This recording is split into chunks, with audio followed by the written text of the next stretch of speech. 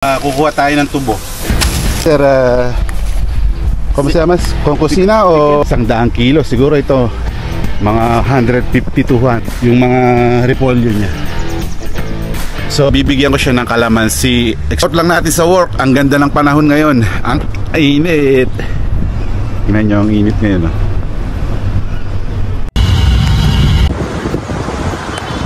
Nakita ko nakatambay doon sila sa baba. Sabay baba ng avocado. So, ayun, ito na yung mga ano nyo. Ito niya yung mga tanim niya. Namumulaklak na. So around 2 weeks may malalaki na to. Ito yung pipino niya. So ang ganda ng pagkakatubo. Compare mo nakaraan. Siguro nakaraan na nakamahigit si Alido dito, nakamahigit 100 kilo. Siguro ito mga 150 to 100 mabubunga na ito. Yung nakaraan, no? Yun yung mga kamoting kahoy, pero ngayon malago na naman. Ito may punla siya rito ulit. Ano kaya ito? Ano to? Lettuce. So kabisado ko na yung mga binini Alido. Ngayon meron siyang nakatanim dito eh. Ito yung mga bell pepper. Ito, tinaniman niya dati ito. Nagbunga yung mga kamoting gapang. Ito, tapos ito ngayon ito yung mga papaya niya. So marami na nakuha rito kaya tumaas na rin. Ito, dito niya tinanim yung yung kangkong. Buti nagkatubig siya ng konti mga kaluts. Oh. Di ba? Ito yung malalaki na rin. Ito walang dito nakita ko pala siya, nagpunla siya ng ng repolyo. Naitanim na daw eh. So ito yung mga lettuce din. Itong mga okra niya medyo palaos na. So kailangan na niya rin palitan to. Ito, nilinis na naman niya to. Update natin. Maya sa ibang parte, iikot ko kayo. Ito, ganito pala magbulaklak yung dwarpo. O, di ba? Grabe yung bulaklak naman yan. Second batch na, yung nakaraan kasi dito sa baba. Ngayon dito na. Kasi Alido nagkakwentuhan. So, papaya din, oh. May tagak. Yung tagak. Uy, lumipad. Yan, malilim dito. Sarap dito tumambay pag ganitong pag ganitong mainit, tapos tambay ka sa may halamanan mo, no? Sa may baba, tapos may bangko o bangkito o upuan, di ba? Tapos pahinga ka yung pagkatapos mo magbungkal o magdamo. Ang sarap sa pakiramdam kasi parang sinisipol ka ng hangin tapos makakatulog ka, di ba? Ito si Alido. Hola, Alido. Está aquí. ¿Todo bien? Bien, bien. ¿De familia? Bien, bien. ¿De trabajo? Sí, todo bien. Okay, todo okay. Fine. Yo soy bien. De Alido in Burkina Faso. Alido. Sí. Tanungin natin kung anong tinrabaho niya. Ano bang keto trabajado hoy? Keto plantado hoy? Hoy yo no trabajo mucho. Yo quiero descansar un poco. Descansar, ¿no? Sí. Pero último 2 días keto plantado. No, yo trabajado de repollo. No, repollo y pimiento. So nagtrabaho siya, nagtatanim siya ng repolyo. First time niyang repollo es primera vez plantar aquí, no? Sí. Repolyo. Sí. First time niya magtanim ng repolyo, masusubukan niya. Now di rin siya pwede magtanim ng pakwan kasi mga kalus ngayon maulan, kaya nakaraan kasi na-experience na rin na maulan, kaya hindi ganun gumanda. Kaya ngayon ang sinubukan niya, later papakita ko yung repolyo kasi first time niya kasi nakaraan nakita ko yung binhi, kaya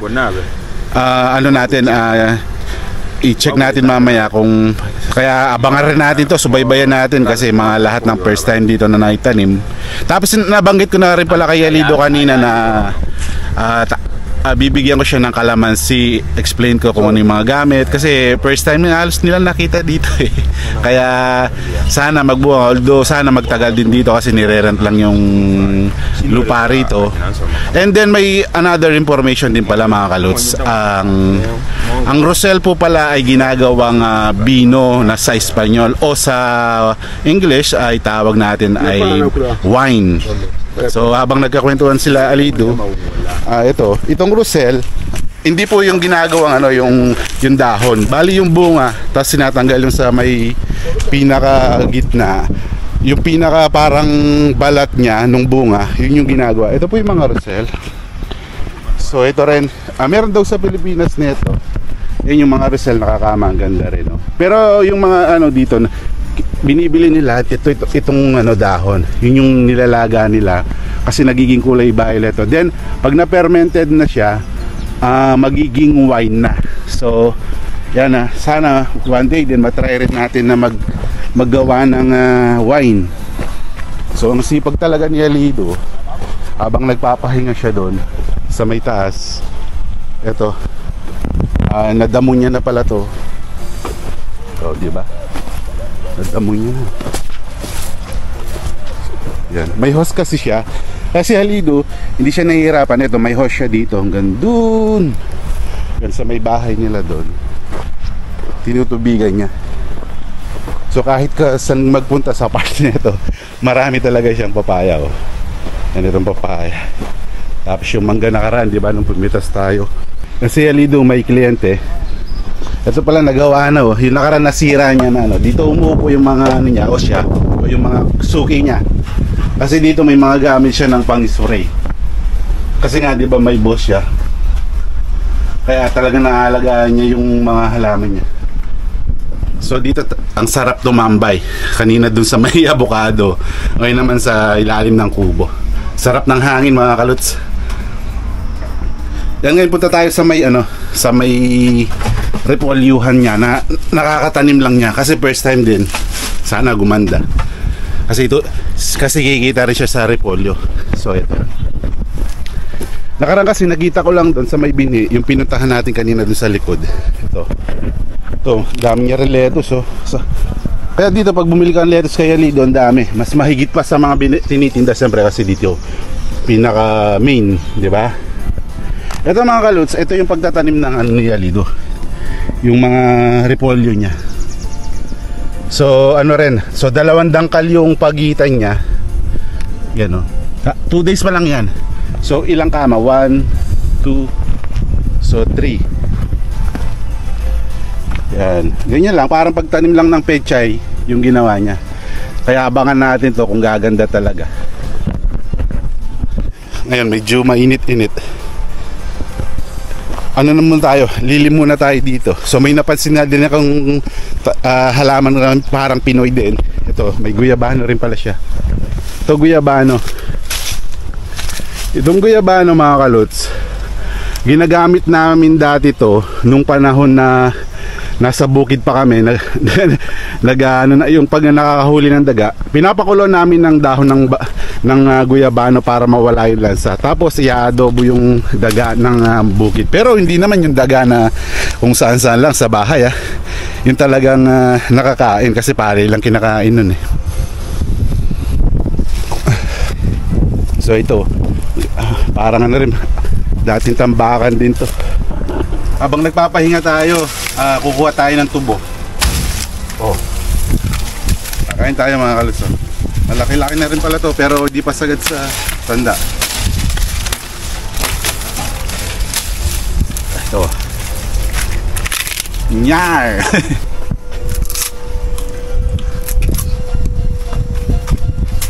Ayan naman pala rito.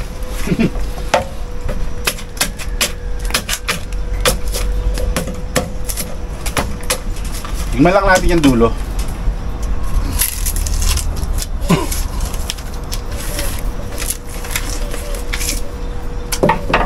Sabi na, dulce, matamis.